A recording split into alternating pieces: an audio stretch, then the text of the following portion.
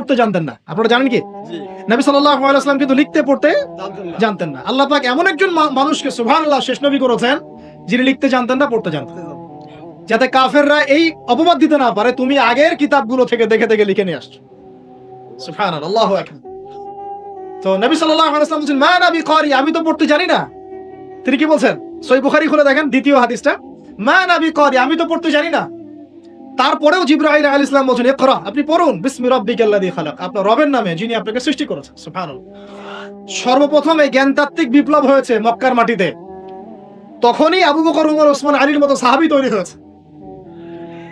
জ্ঞান ছাড়া শুধু বড় বড় কথা দিয়ে আর জ্ঞানহীন আমল দিয়েও কোনো কাজ নাই। জ্ঞানহীন আমল দিয়ে কিন্তু খুব একটা কাজ হয় না। আপনি হয়তো মনে করছেন যে আমি ইমাম সাহেবকে জিজ্ঞাসা করে নেবো, ব্যাস হয়ে গেল। কিন্তু জ্ঞান অর্জন করে আমল করার যে স্বাদ আর জ্ঞানহীন আমলের স্বাদ কখনো এক না।